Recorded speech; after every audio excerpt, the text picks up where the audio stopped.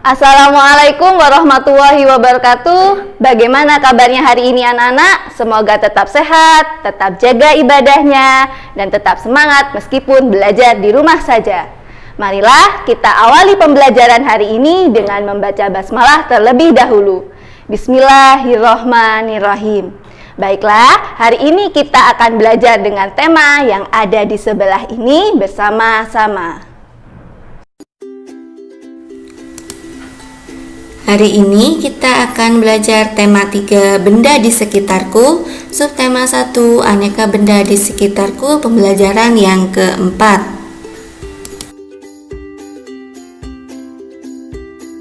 Plastik, solusi dan masalah. Nah, perhatikan benda-benda yang ada di rumahmu. Sebutkan benda-benda yang terbuat dari plastik. Nah, ternyata itu sangat banyak alat rumah tangga yang terbuat dari plastik. Mulai dari ember, gayung, sampai sendok sayur. Nah, kantong kemasan dan botol air minum juga terbuat dari plastik. Sekarang ini banyak sekali benda yang berbahan dasar plastik. Mengapa? Karena plastik itu murah dan tahan lama. Bahan dari plastik itu tidak dapat menyerap air atau tidak tembus air. Nah, plastik pun mudah dibentuk dan ringan. Oleh karena itu, plastik itu dapat dibuat menjadi berbagai benda. Nah, contohnya itu ada ember, ada gayung, juga ada payung. Plastik memberikan banyak manfaat, akan tetapi plastik juga dapat menimbulkan masalah.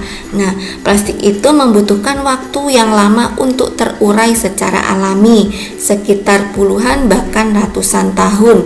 Nah, perhatikan tabel berikut. Nah, sekarang coba dilihat, bandingkan waktu yang dibutuhkan plastik untuk terurai secara alami.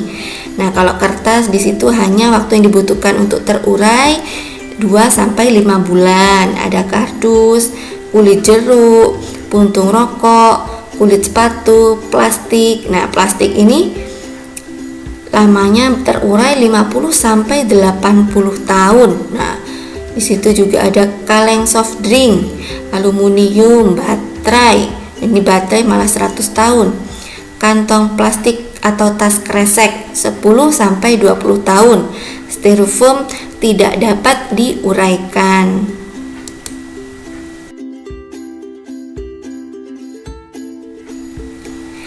Jadi, kamu dapat membayangkan apabila membuang kantong plastik sekarang, kantong plastik itu akan terurai 10-20 tahun yang akan datang. Nah, untuk mengurangi sampah plastik dapat dilakukan dengan 3 cara. Nah, cara yang pertama yaitu reduce atau mengurangi.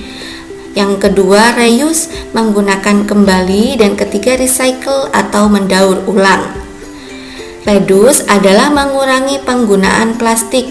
Contohnya, ketika berbelanja sebaiknya membawa tas belanja sendiri sehingga tidak perlu menggunakan kantong plastik. Terus yang kedua, reuse adalah memanfaatkan kembali sampah plastik. Misalnya, sampah kemasan botol minuman digunakan untuk membuat pot bunga. Yang ketiga, dari recycle adalah daur ulang sampah plastik. Biasanya dilakukan di pabrik. Nah, sampah plastik itu diolah menjadi barang baru yang dapat dimanfaatkan lagi. Kamu dapat membantu proses daur ulang dengan cara mengumpulkan dan mengelompokkan sampah plastik. Sampah plastik itu tidak dicampur dengan sampah lainnya. Berikan sampah plastik kepada pemulung atau petugas kebersihan. Merekalah yang akan membawanya ke pabrik daur ulang sampah. Gunakan plastik dengan bijak agar bumi selamat. Nah, kamu telah membaca wacana di atas tadi. Kamu harus dapat mengurangi dan membatasi penggunaan bahan-bahan dari plastik. Untuk itu, lakukan kegiatan reduce atau mengurangi, reuse memanfaatkan kembali, dan recycle mendaur ulang. Nah, diskusikan dengan temanmu apa yang dapat dilakukan untuk mengurangi, memanfaatkan kembali, dan mendaur ulang sampah plastik. Tuliskan hasilnya pada tabel berikut. Misalnya reduce, bagaimana cara kamu mengurangi sampah plastik. Kemudian memanfaatkan kembali, bagaimana cara kamu manfaatkan kembali sampah plastik. Terus kemudian recycle atau mendaur ulang. Bagaimana cara kamu mendaur ulang bahan plastik? Nah, itu untuk tugas yang pertama. Amatilah lingkungan di rumahmu. Nah, banyakkah sampah plastik dari kantong kemasan makanan dan minuman? Nah, pasti ada. Catatlah hasil pengamatanmu. Berikan tanda centang jika kamu menemukannya. Nah, misalnya lokasinya di mana? Di sungai. Sampah plastik kemasannya ada atau tidak? Kalian centang. Sampah plastik kemasan minuman jika tidak ada, berarti tidak usah dicentang atau kalian bisa silang. Lokasi lainnya bisa kalian cari sendiri.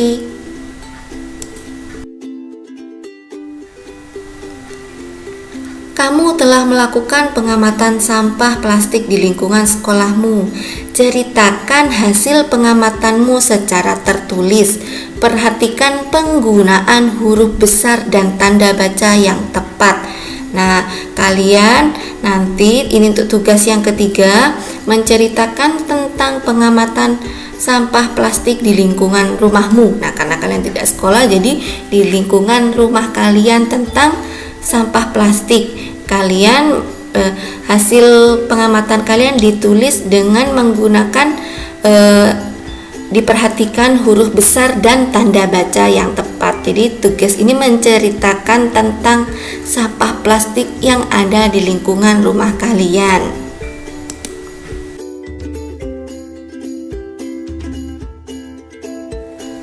Plastik itu tidak hanya digunakan untuk membuat perlengkapan dapur dan kantong kemasan. Nah, plastik itu juga digunakan untuk membuat bola, seperti bola pingpong dan bola sepak. Banyak permainan yang menggunakan bola, contohnya antara lain bola tangan. Nah, coba diperhatikan gambar di bawah. Kita akan bermain bola tangan menggunakan bola plastik. Lakukan pemanasan sebelum memulai permainan. Caranya dengan berlari keliling lapangan, kemudian lanjutkan kegiatan mengoper bola sebagai berikut. Nah, saat kalian berolahraga, apakah kalian pernah melakukan hal seperti ini? Nah, kalian bisa mencobanya di rumah kalian masing-masing.